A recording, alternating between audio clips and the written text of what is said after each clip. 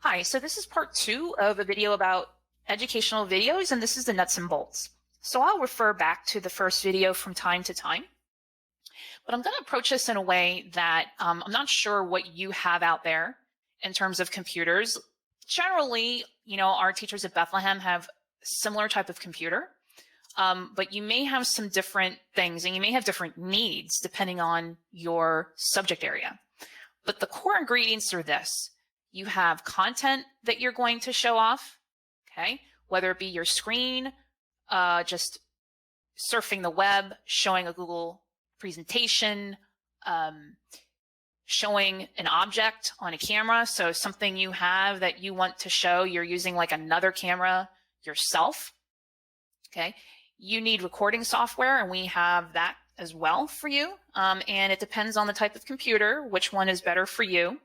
Some go across all platforms though. You need to have a pretty decent microphone to capture that clear audio that we talked about. Scribing, so if you're going to write to direct attention, you have choices here. You could write, you could point to items, and so on and so forth. You need to know where you're going to put the video afterward. So are you going to put it in your Google Drive or on YouTube? Those are two big choices that you have right now. And then how are you going to actively involve students to encode information? How are you going to do that retrieval process? How are you going to get them to really focus on the content? And we have tools for that. So here's a setup that I had, and it's my personal Mac, and I was making videos for Lehigh. I teach a class on online teaching and learning there. And my focus was, or my goal was, to have slides on the screen, show a video of myself while I'm talking, and then draw while I was talking. It's a lot to do at one time, and it takes a little bit of getting used to. So this is my personal Mac. And the content I put in PowerPoint, that was just what I chose at the time. The reason why was because the pencil tool when I was drawing was really easy to use. This was before I was using Screencastify, but I think Screencastify is pretty easy too. The recording software I used was ScreenFlow. Now that's made for the Mac and it costs money, so I wouldn't expect anyone else to get it. But I guess in explaining, like what I'm using, it's sort of like the purpose, what I wanted. I wanted to be able to really magnify part of the screen, and I wanted to speed it up because I tend to drag when I talk, and I wanted to make it a little bit shorter. And that software has that capability to speed me up without changing the pitch of my voice. Again, we have other software that can be used.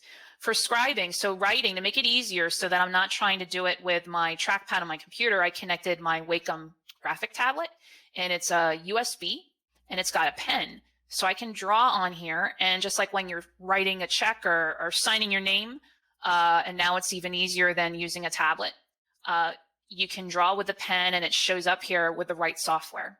And I was using the PowerPoint pencil tool. Sound, I used a Snowball mic. It's an OK mic. It's a USB mic, so I could connect it. And then the teleprompter, when I was talking about having a script, I needed one. So I had an iPad and I downloaded the Parrot app, which is free. And then I put in the script, and then I could have it start and scroll up at a certain speed. And I was trying to look into the camera. So really handy dandy box here. It's not going to be elegant all the time. So let's talk about different recipes, because you may have different needs and different items. So if you have a Chromebook, you can use Google Slides like I am now. You can use the webcam. The Chromebooks have that capability. And anything on the screen, so anything you can open up on your Chromebook, you can film. I would highly suggest using Screencastify because it's web-based, and you can install it. It's got the pen tool, and it's got the picture-in-picture. And I'll talk about the tutorials and course links at the end. WeVideo is always an option, really, for anybody. But you can, if you've used WeVideo, you can record your screen. And then the nice thing about WeVideo is you can put the recording in there and then edit it afterward and put titles in if you're so inclined. Audio, there is an onboard microphone, although it isn't the best. It never is quite the best. That's why I put meh.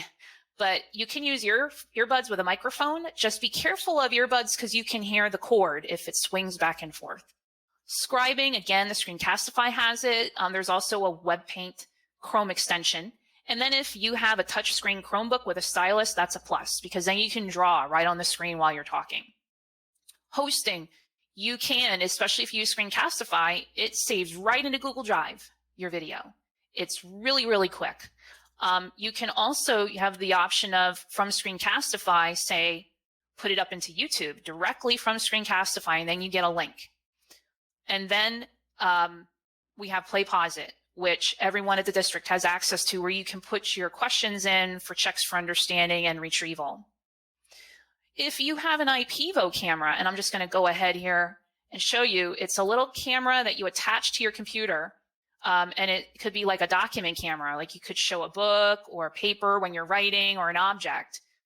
You can connect that to any computer, whether it be Chromebook, Mac, or PC, and then you can use that. And then there's visualizer software, which is this right here, and you can record with it with that.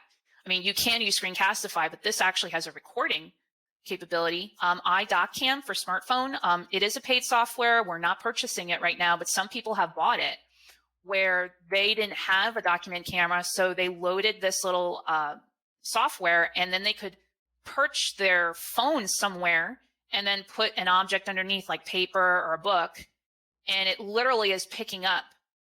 You can see on here the image, and then it can be gotten into your software. So that's something. And then, yeah, I mentioned that the Mac IPEVO visualizer has the functionality, and that has the recording functionality. Again, you could still use Screencastify here because it's got that scribing. And our new IPEVOs, if you do have these would be the last year. They have microphones built in. Otherwise, you're going to have the microphone, go into your computer like we had before. If you're using a Mac, you can use that Snowball if you have it, or I actually have what's called a Yeti microphone.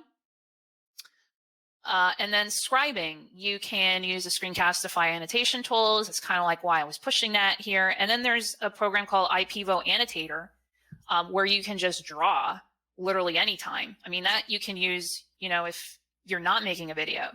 Again, same place as the host, same way to put those retrieval questions in. And I do want to point out too that things like the IPEVO with Zoom, you can do the screen sharing and then pick the IPEVO if it's connected, or a phone.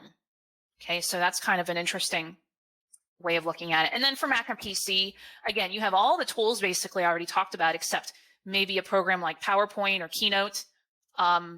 You have QuickTime on the Mac, ScreenFlow on the Mac. I used to use one called Snaps Pro, but or other PC titles. The audio, it's very much like the others. I would say that the Yeti works better on a Mac or PC. And then you have the PowerPoint pen tool if you use PowerPoint, and you have the Wacom tablet capability on the Mac or PC. And I think that's pretty much it. So I hope that this video gives you some ideas of how to mix and match the tools to get you to all those core needs to make an effective instructional video.